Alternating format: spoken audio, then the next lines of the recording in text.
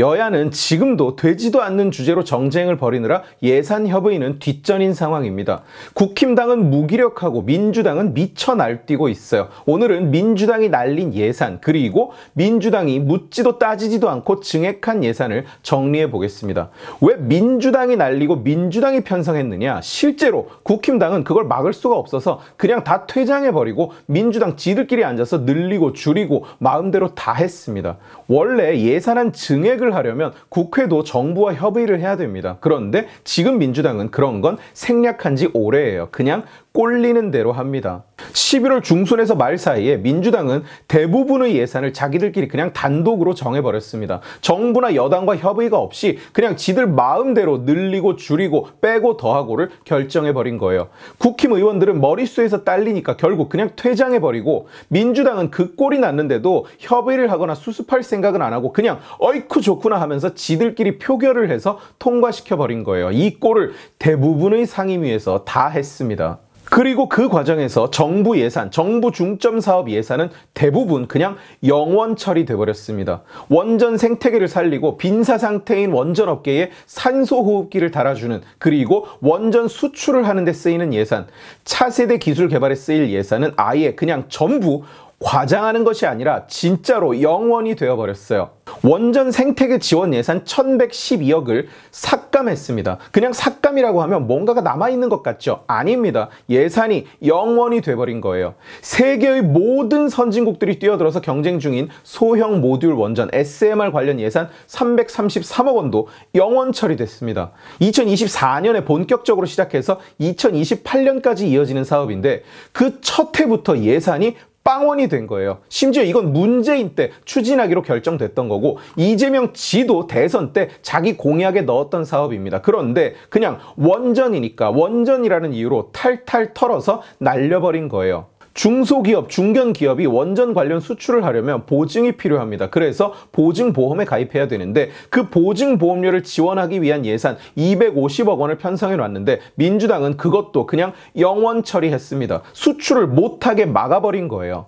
문재인 5년 동안 탈원전 머저리 짓을 하는 바람에 고사위기에 처한 원전 기업들이 저금리로 대출을 받을 수 있게 하는 예산 1,000억 원 날려버렸습니다. 원전 기업과 원전 인력 지원 예산 110억 원 통으로 날렸습니다. 그 이유는 지금은 신재생 에너지에 투자할 때라는 게 민주당 쓰레기들이 된 이유입니다. 공사 중인 국내 원전에 국내 기업이 부품을 대려면 그때도 보증보험이 필요한데요. 그 공급사들을 위한 보증보험료 예산도 전부 영원 처리입니다. 원전 기자재 R&D 예산 모조리 털렸습니다. 빵원이 됐습니다. 민주당이 된 이유가 뭐냐? 재생에너지 R&D 비용이 삭감됐기 때문에 원전 기자재 R&D 비용도 삭감한다는 겁니다. 그러니까 그냥 지들 운동권들이 신재생에너지 보조금 장사를 못하게 했으니까 니들 예산도 삭감해버리겠다, 이렇게 얘기하고 있는 거예요. 그야말로 원전을 개발하고 짓고 돌리고 수출하는 모든 것에 들어갈 예산을 전부 다 영원 처리해버린 거예요. 그렇게 날아간 원전 예산이 1,800억 원이 넘습니다. 심지어 과기부가 아니라 중소기업 벤처부에 잡혀 있었던 원자력 R&D 예산 208억 원도 원전 예산이라는 이유로 쏙 빼서 전액 삭감됐어요. 그러면서 민주당은 신재생에너지 금융 지원에 2,300억 원, 신재생에너지 보급 지원에 1,620억 원, 총 3,900억 원이 넘는 돈을 증액했습니다. 문재인이 무리해서 추진하는 바람에 개교하자마자 폐교 얘기가 나오고 있는 한전공대 지원 예산도 대폭 늘렸습니다. 그야말로 원전을 살리고 원전을 수출하려는 노력은 전부 다 없애버리고 문재인식 탈원전 신재생 사기극으로 완벽하게 회귀해버리는 예산을 만들어 놓은 거예요. 방패장 관련 예산, 그리고 국제협약으로 내야 하는 돈 등 삭감이 불가능한 예산만 제외하고 원전 관련 예산의 70%가 날아갔어요. 이재명 지가 공약했던 SMR조차 영원 처리하는 꼴은 이게 얼마나 악의적인 짓인지를 보여주는 겁니다. 또한 민주당은 정부의 청년 예산 3,000억 원 중 2,400억 원, 자그마치 80%를 날려버렸어요. 청년 일경험 예산, 취업 포기자 지원 예산을 전액 삭감해버린 겁니다. 교육부에 잡혀 있었던 청년 해외 연수 예산도 거의 다 날려버렸고요. 보건복지부, 국토부에 잡혀있는 청년 예산도 전부 다 쏙쏙 빼서 감액했습니다.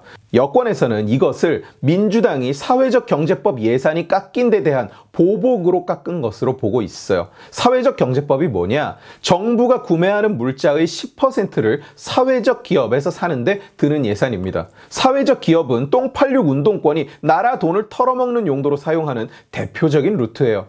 현 정부가 쓸데없는 시민단체 지원금을 줄이면서 같이 줄어든 것인데 나라 돈을 빼먹는 길이 없어진 운동권이 보복으로 정부가 추진하는 청년사업 예산을 통으로 다 날려버렸다는 거예요. 아직 안 끝났습니다. 민주당은 또한 순직 군경의 유족을 지원하는 예산, 일명 히어로즈 패밀리 예산도 전액 삭감하고 영원 처리했어요. 방송통신위 예산에서는 KBS, EBS에 주는 보조금은 늘렸고 대신 가짜뉴스 근절사업 예산을 깎았습니다. 가짜뉴스를 잡겠다고 했다고 방통위원장을 탄핵하더니 가짜뉴스 관련 예산도 깎아버린 거예요. 대체 얼마나 가짜뉴스로 재미를 보려고 드는 건지 도무지 알 수가 없죠. 또한 민주당은 정부가 깎은 R&D 예산을 자기들이 복원시켰다고 주장하고 있는데 실상을 보면 전혀 그렇지 않습니다. 민주당은 정부의 첨단 바이오 글로벌 역량 강화 사업 그리고 글로벌 전략 연구단 등 R&D 사업 예산을 1조 1,600억 원 줄였어요. 그 이유가 뭐냐? 글로벌이라는 단어가 들어간 사업은 윤석열 정부의 중점 사업이기 때문이라고 합니다. 윤석열 정부의 중점 사업이라는 이유로 예산을 날려버렸다는 거예요. 대신 운영비와 인건비를 2조 원을 늘려 잡습니다. 그래서 R&D 예산을 8천억 원 민주당이 증액한 것처럼 보이게 만든 거예요. 물론 인건비 역시 중요한 항목입니다. 그러나 연구개발 예산을 정부가 잡았다는 이유로 조 단위로 날려버리고 대신 인건비를 늘려 잡아서 자기네가 R&D 예산을 증액했다고 떠드는 건 그야말로 눈 가리고 아웅이죠. 국민을 기망하는 겁니다. 대통령의 해외 일정 예산도 날려버리려고 시도했어요. 윤 대통령은 최근 해외 순방 일정이 굉장히 많은 편인데 그만큼 때마다 적지 않은 성과를 보고하고 있습니다. 나가서 혼밥이나 하면서 대북 제재 풀겠다고 남의 무기나 사주고 다른 나라에 투자 약속이나 해주고 오던 문재인과는 근본적으로 다른 모습이죠. 그런데 민주당은 그렇게 해외 순방에 쓰는 돈을 두고 쓰는 돈이 너무 많으시다, 아껴야 하는데 아낄 데가 없다는 이유로 감액을 시도하다가 여당에 막혀서 일단은 보류한 상태입니다. 자, 그렇다면 아껴야 하는데 아낄 데가 없어서 대통령의 해외 세일즈도 맡겠다는 민주당은 과연 예산을 아꼈을까요? 천만에요. 신재생 같은 진해 생태계에 돈 되는 예산은 뻥튀기 했다는 말씀은 이미 드렸는데 그 외에도 민주당은 이재명의 중점 사업에는 돈을 퍼부었습니다. 지역화폐, 이재명이 열심히 밀고 있는 사업이죠. 다수의 연구 결과가 이미 무용지물임을 증명해버린 거기에 민주당 단독으로 7천억을 쳐박았어요.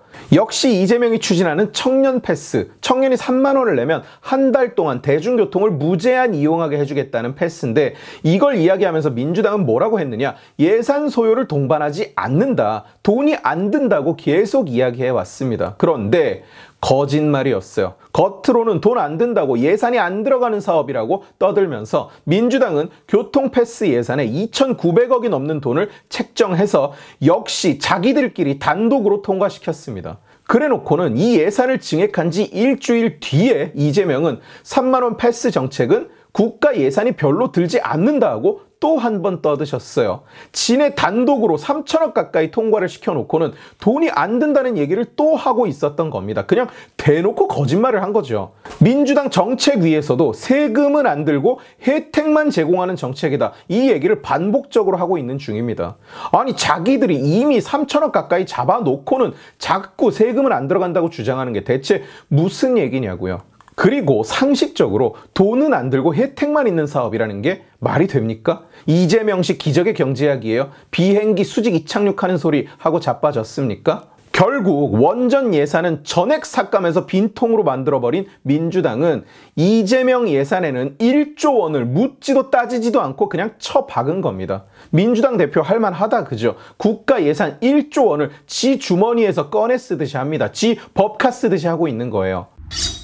민주당이 머릿수 하나 가지고 예산 장난질을 하는 꼴, 그리고 그 결과물을 보고 있으면 저는 이게 화를 낼 일인지 눈물을 흘릴 일인지 아니면 바닥을 구르면서 웃어 제낄 일인지 잘 모르겠어요. 국회의원이 아니라 그냥 동네 시장 깡패가 땅 따먹게 하는 꼴을 보는 것 같아요.